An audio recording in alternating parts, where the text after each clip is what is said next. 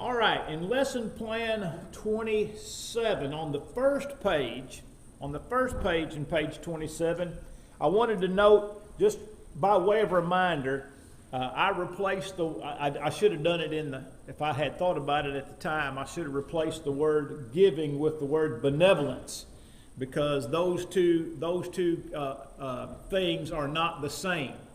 When we think about giving, we think about our weekly contribution, and benevolence is something that is really completely separate from that. And Matthew chapter 6 is talking about benevolence and not about our weekly giving.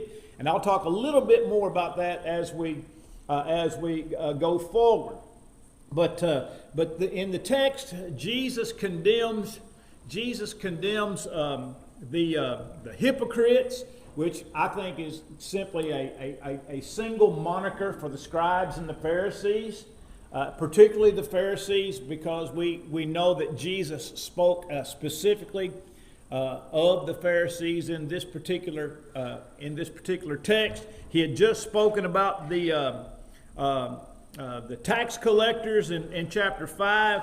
I think with regard to the hypocrites, he's talking about the scribes and Pharisees with regard to benevolence, with regard to prayer, and with regard to fasting. And then in chapter 7, in regard to judging, when he's talking about judge not that you be not judged, for with what judgment you judge, you will be judged, and the measure that you use will be measured or meted back to you. And that's, I think, a clear reference to the Pharisees. And I think verse 5 is also with regard to do not give that which is holy to the dogs, or cast your pearls before swine. I believe that is also a reference to the scribes and Pharisees. And so I think Jesus is talking about the Pharisees in this particular text. Now, whether or not they literally blew a trumpet before them is of some discussion. Although it seems interesting that he would use that terminology if it at some point had not happened. In other words, you wouldn't use that. I don't know why he might use that terminology if that were not an accurate depiction of what was going on. And so as we're looking at this text, and we get down to verse number 3, it says, but when you do your charitable deed, it says, do not let your left hand know what your right hand is doing, that your charitable deed may be done in secret, and your Father who sees in secret will himself reward you openly. And so we're talking about the idea of benevolence in contrast to the practice of the scribes and Pharisees. And the point that Jesus is making here in verses 3 and 4, when he says, do not let your left hand know what your right hand is doing, means to do our charity in quiet. In other words, as much as is possible, to do these things without any fanfare. That's the terminology that I used in finishing out the questions, is without fanfare. But we need to understand a couple of things. When we do good deeds, it's going to get out. It's going to get out. You know, the church here at Burleson has helped a number of people through the years, and some of them very, very significantly. And especially people that have absolutely no ties to this congregation or the Lord's church at all. But those things get out. When we do good to people, they're going to talk about it. And the point is that it's not our job to talk about it, but if somebody else wants to talk about it, that's their business. And in Matthew 5, it says that we are to let our light so shine before men that people may see our good works and glorify our Father who is in heaven. And so when we think about doing our charitable deeds or our benevolence, we do those things for the proper reason. We don't do them in order that we might be seen, but we do them because it's the right thing to do. And if people decide to speak to that, then really so much the better. I mean, you would hope that people would be thankful. You would hope that people might say, well, you know what, here's what here's what happened to me, and here's what the Burleson Church did for us. And I've known that to be the case on a number of occasions through the years since I have been here. And so on the second page of the lesson or the handout, I just want to make mention, because I talked about this 2 weeks ago, and I think there was some confusion, and I said on the Wednesday night before I went to Texas that I wanted to make some clarifications about some of the things that we discussed with regard to giving. And the impetus behind that is that some Christians have used Matthew 6 verse 3, do not let your left hand know what your right hand is doing, to defend the idea that nobody has any right to know what I give. And I said that's not, first of all, it's not an accurate interpretation of the text. That's not what the text is talking about at all. But when we get here in this second page, you see that the early church, when the early church did its giving, with regard to particularly the special needs that arose because of the fact that thousands of them had obeyed the gospel and they stayed in Jerusalem. I mean, they had come from all over. If you read Acts 2, Parthians, Medes, Elamites, dwellers of Mesopotamia, Judea, Cappadocia, strangers of Rome. I mean, there's this whole parts of Libya. There's this whole range of Jewish people who have converged in Jerusalem for the Passover and Pentecost. And then the church is established on Pentecost, and many of these people obeyed the gospel, and they stayed in Jerusalem.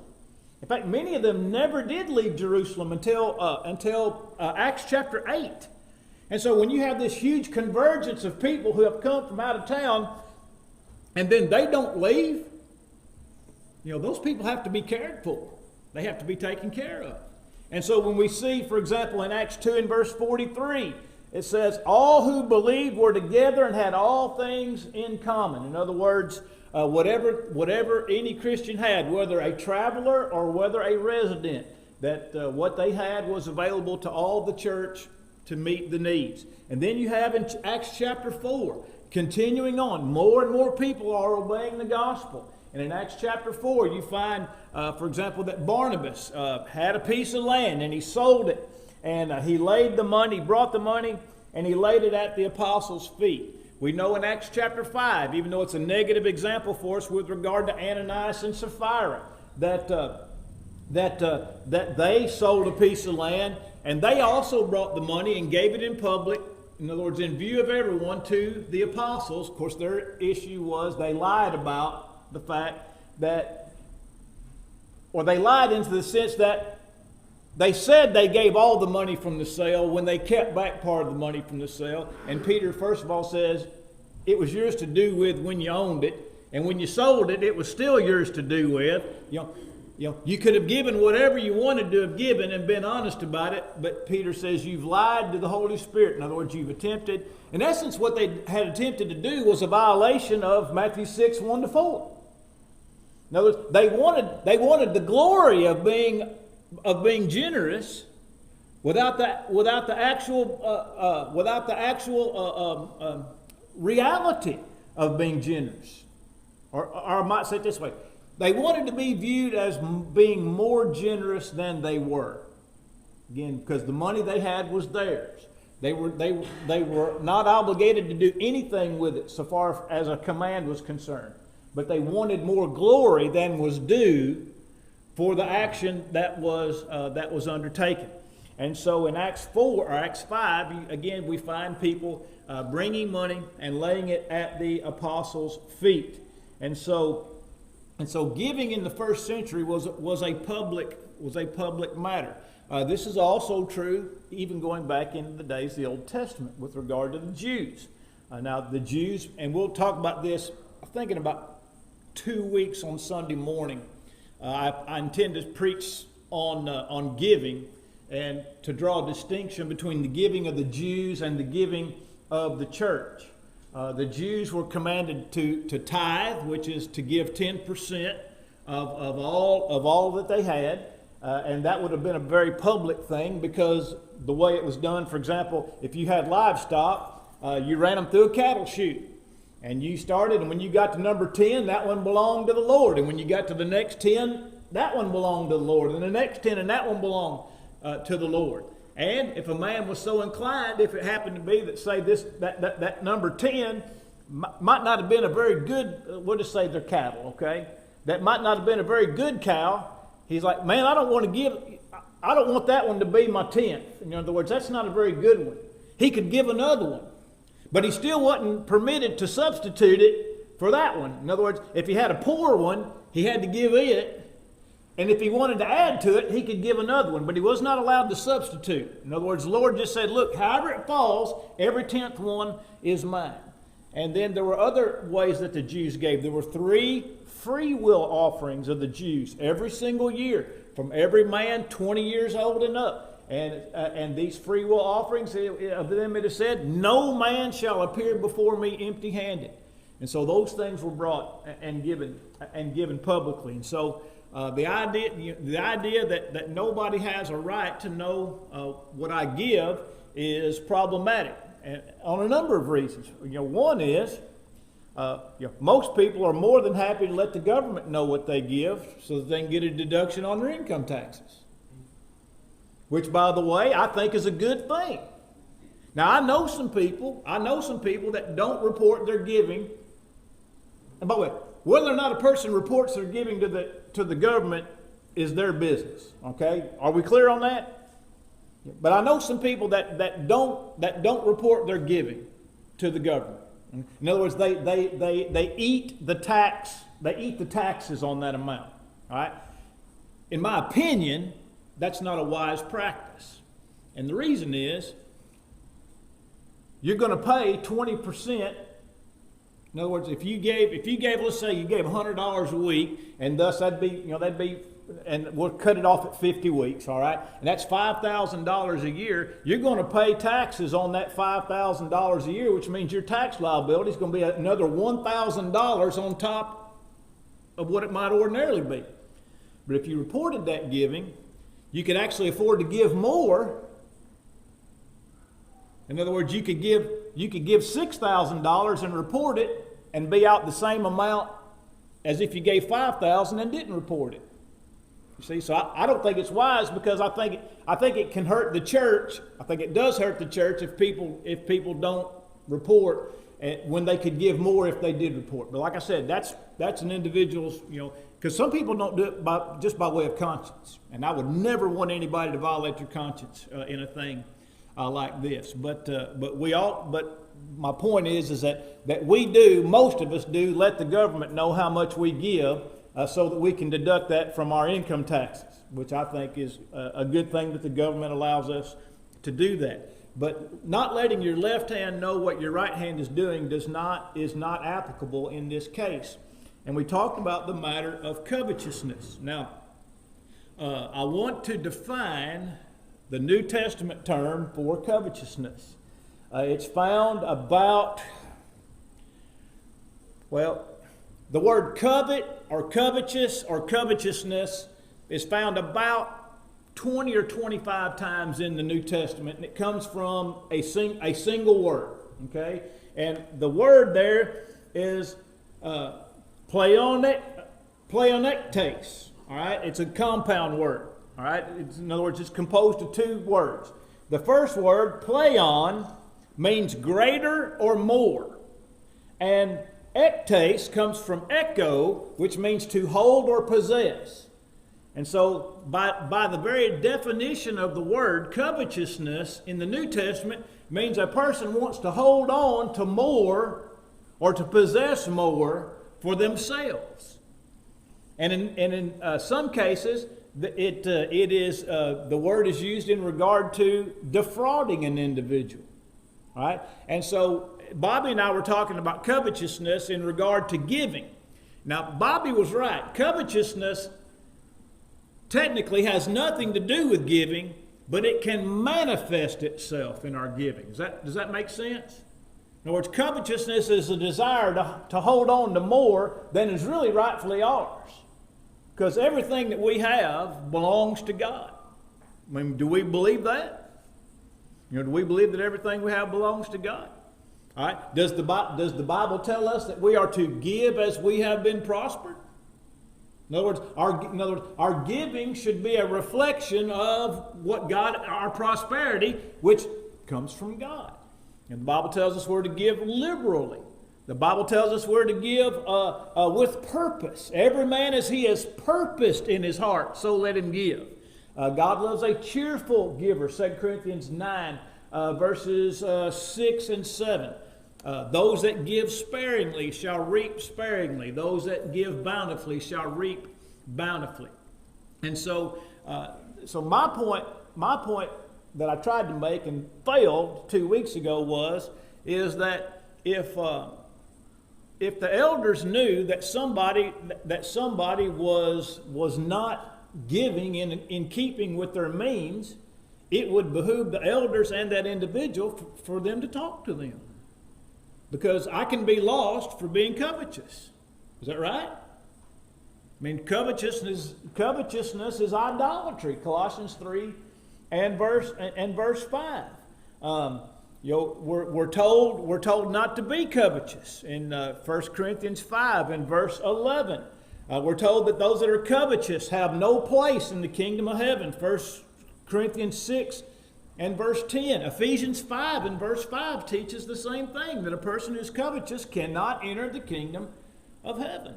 And so if it were obvious that there was a person who was covetous, the elders, it would be their duty to warn that individual, to warn them that they were being covetous, that they needed to consider their giving in view of their blessings. And so that's the point I'm trying to make, because the job of elders is to watch out for people's souls, right? And if we were aware that somebody was not giving in a way that, let's suppose if they were giving in a way that did not reflect the lifestyle that they were living, then the elders it would behoove them to talk to an individual. Now, does that make sense? Does that clarify what I failed to say 2 weeks ago? All right. Any questions about covetous, being covetous or covetous or covetousness? About definitions. Yet it means one who wants to hold on to more. It means one who wants to hold on or possess more than is rightfully theirs. That's the definition of the word. And we'll talk a little bit more about that when we get to the sermon in a couple of weeks. Now, at the bottom of the second page, I want to look at some of these questions that are posed in the second paragraph, or second to last paragraph, where it begins, "Let us think."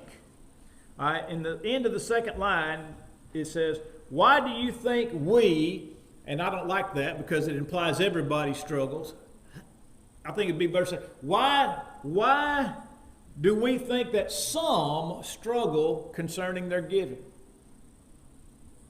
Why do some people struggle in regard to their giving? In other words, what might be a reason?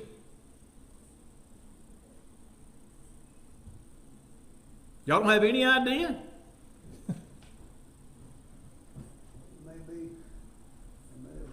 got in debt more than they pay for. All right, that's a perfectly legitimate reason, that people have gotten themselves into so much debt that they can't truly give as they've been prospered. Now, let me ask you this: how do most people get into that kind of debt? Bad money management. All right, but more specific than that. All right, trying to live a life, trying to live above your means, right? In other words, I'm trying to keep up with my neighbors. My neighbor buys a side by side, I got to have a side by side. My neighbor gets a new truck, I got to get a new truck. My neighbor does this, I've got to do this. Or somebody that I work with does this, I've got to do this. Somebody at work wears these kind of clothes, I need to wear these kind of clothes. And by the way, where do those purchases usually end up? How are they made? What? Credit cards. That's right. Americans have more than $1 trillion in credit card debt right now. More than $1 trillion in credit card debt in the United States. There are 350 million people in the United States. That's every man, woman, and child. Right? 350 million times 1,000 is 350 billion. Then you got to multiply that number by 3 again.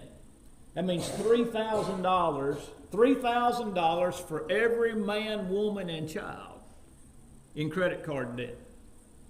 $3,000. And as I've said before, somebody's got $6,000 because they got mine. You know, and then somebody's got Rhonda's $6,000 because she don't have any.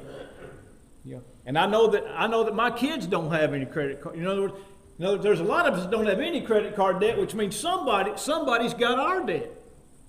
And by the way, that's a lot of money, even if it was spread out evenly across the population. When you start talking about people with $20, $30, $50, $80, $100,000 in credit card debt. And if you don't think that happens, you just listen to Dave Ramsey for about a week and listen to people call Dave Ramsey and say, what am I going to do? And the first thing he says is, how much credit card debt do you have? And they say $100,000. It's just unbelievable. So in other words, a lot of times we struggle with our giving because we have misplaced our priorities. And we've spent money that we didn't have. You know, not just the money that we do have, we're spending money that we didn't have.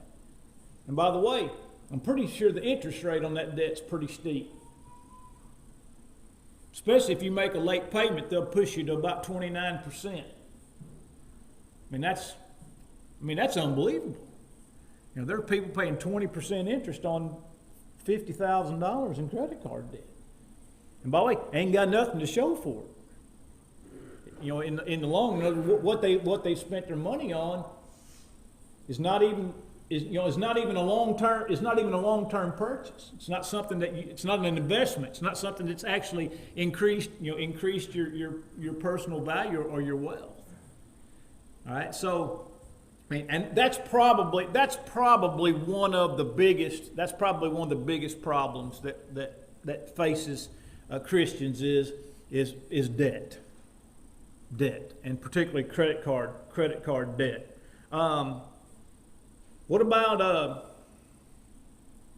the next question is, so what are some things we can do to overcome this?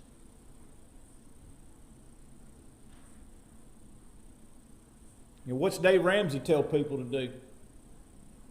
What? Yeah, cut up your credit cards, number one. What else? Get another job. That's right. That's exactly right. Get another job. And then what else does he tell you to do? Yeah, beans and noodles. That's what he says. Beans and noodles. That's what you're going to eat for the next 5 years. Beans and noodles. You're not going to go out to eat. You're not going to burn money at restaurants. In other words, we have to learn to adjust our lifestyle, which means getting control over our individual appetites. When I say appetites, I don't just mean hunger. I mean our appetite for things. We got to get our we have to get our lives and our priorities in order. And some other things I thought about. And this is something that over 25 years ago, I know it happened. I know it happened here at Burleson, and I know it's happened with some other people that I know in other places, other states. Is that it wasn't that they had a lot of debt or any debt. They just hadn't been taught properly about giving. That was always the case in my home congregation in Dexter. They never taught on giving ever. And you know what the result of that is to this very day? The giving in that church is terrible. It's pitiful. Because nobody's been taught how we're to give and to count our blessings. Places where giving is not taught have terrible giving. And so we need to be taught properly. So now let's lay this scenario out. Here's somebody who doesn't have, they've not buried themselves in debt or anything like that, but they realize they haven't been giving the way that they should. So how do you correct that? Now I'm just saying, I'm throwing this out because I'm going to tell you what somebody that's very close to me did. All right, here's what they did. When they realized that their giving didn't match their prosperity, their giving didn't match, as the phrase, as God had prospered them, they increased their giving just a little bit for a month. And then the next month they increased it a little bit more. In other words, allowing themselves to make the adjustment to lifestyle rather than trying to make it all at one time. In other words, we're going to increase our giving $10 a week this month, and next month we're going to increase it $10 a week. And I'm just throwing the number out. I don't know what their number was. Okay. In other words, we're going to increase it until we get it to where it needs to be, and we can adjust the way that we spend money. In other words, we grow accustomed to doing with less. I've oftentimes said, and I think this is a true statement, that our giving should alter the way that we live. Our giving should alter the way that we live. In other words, that our lives should be able to show significant. In other words, if we weren't giving at all, if we had that amount, that our lives would improve considerably. In other words, if I gave X amount of dollars every year, but I wasn't, but if that money was mine, would it be enough to significantly change the way that I live? Does that make sense? And the reason I say that is this. If what I'm giving doesn't change the way that I live, how can it be termed as a sacrifice? A sacrifice means I got to give up something, right? And so if if I kept my giving instead of giving it, and my life didn't improve substantially, then how could my giving be in any way considered as being sacrificial? How could it be interpreted as being generous or liberal? How could it be as God has prospered? Now look.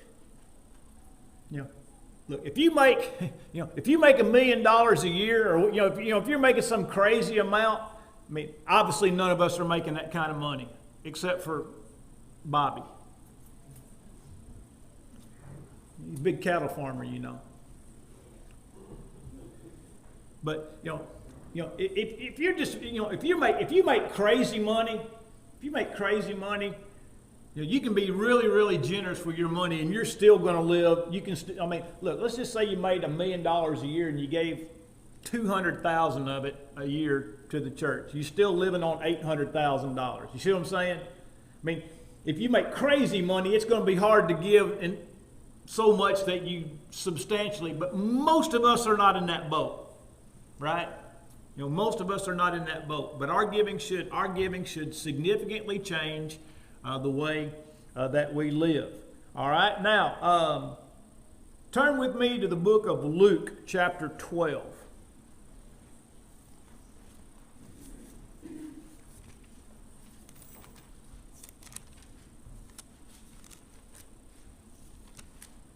Luke chapter 12. We're going to look at verses 13 through 21.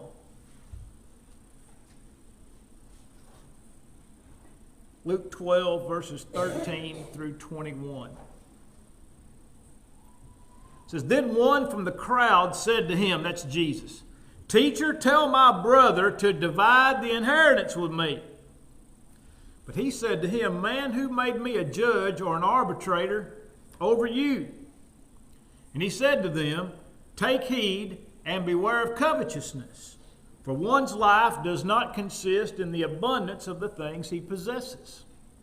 In other words, if we measure our lives by our things, we have completely missed the mark. If we measure our lives by our things, we have completely missed the mark. And then he speaks this parable, the parable of what is commonly referred to as the rich but foolish farmer. All right, so the immediate context is this man is not satisfied with his inheritance, and he thinks that his brother should share more with him. But Jesus says his problem is not that his brother's not sharing with him. Jesus is telling him, the problem is you're covetous. Isn't that right? When he said, tell my brother to give me more of the inheritance, and he said, first of all, that's not my job, but number two, you need to be aware of being covetous, then we know that that's what the man's problem was. Now, verse 15, or 16. Then he spoke a parable to them, saying, the ground of a certain rich man yielded plentifully. And he thought within himself, saying, what shall I do, since I have no room to store my crops? Then he said, I'll do this. I'll pull down my barns and build greater, and there I will store all my crops and all my goods. And I will say to my soul, soul, you have many goods laid up for many years. Take your ease, eat, drink, and be merry. But God said to him, fool, this night your soul will be required of you. Then whose will those things be which you have provided? So is he who lays up treasure for himself and is not rich toward God. Now let's think about this parable for a minute. The problem wasn't that the farmer had a bumper crop. That's not the problem. And the problem is not that the farmer needed to build bigger barns. That wasn't the problem. The problem was that he gave no consideration to blessing others with what God had given him. Did you know? By the way, did you notice it? Note in the text. Look in verse 18. It says, "I will pull down my barns and build greater," meaning bigger barns. But look at this next phrase. "And there I will store all my crops and my goods." See there? Therein lies the problem. In other words, I've had a bumper crop, and I'm keeping it down to the last kernel of corn. All my crops, all my goods will be stored there. Again, therein lies the problem. And Jesus explains it. It says, "So is he who lays up treasure for himself, but is not rich toward God." You know, the opposite of that scenario is that of Zacchaeus. In Luke chapter 19, in verses 1 through 9. When the Lord tells Zacchaeus, "Come down from there. I'm going to your house today." And Zacchaeus crawls down out of that tree and he says, "Half of my goods I give to the poor. And if I have taken anything by false accusation, I will restore it fourfold." See what his mindset was? Recognizing being in the presence of Jesus and that Jesus had taken note of him, the change that it wrought in Zacchaeus. The rich farmer in this parable would have done far better had he said, I'm going to take some of this blessing and I'm going to help some people. I'm going down to the temple, and I'm going to bring an offering to the temple, and then I'm going to help some people, and again, in all likelihood, and I'm still going to have more than enough. I'm still going to have more than enough to take care of my needs, and that's the point that Jesus is making in this text. All right, now, in the time we have left, let's go to the questions on the third and final page.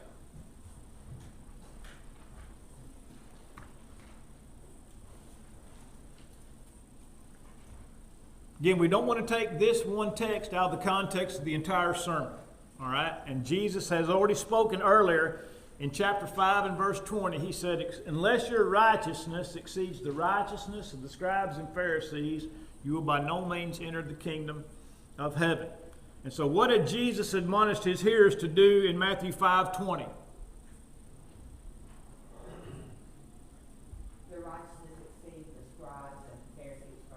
Right, but what does that mean?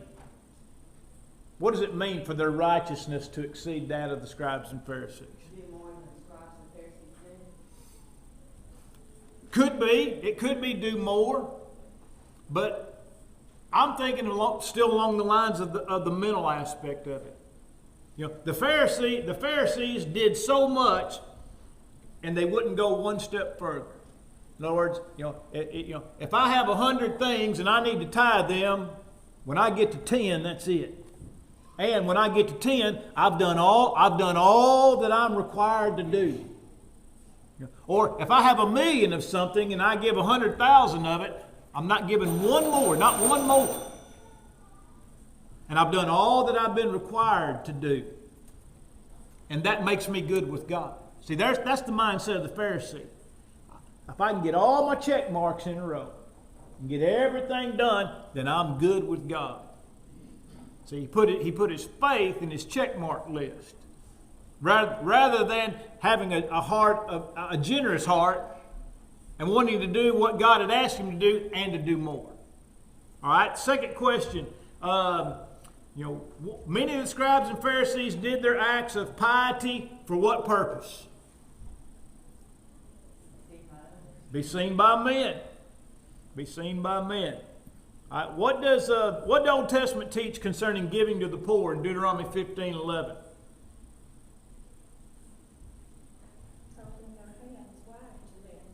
Open your hand wide. Wide. I love it. Not just open your hand wide. And who? Your brother, your poor, and your needy. Your brother, your poor, and your needy. Let me jump down to question 5. We've already talked about verse number 4. How did Jesus urge his followers to give or be benevolent? A righteous heart. And what else?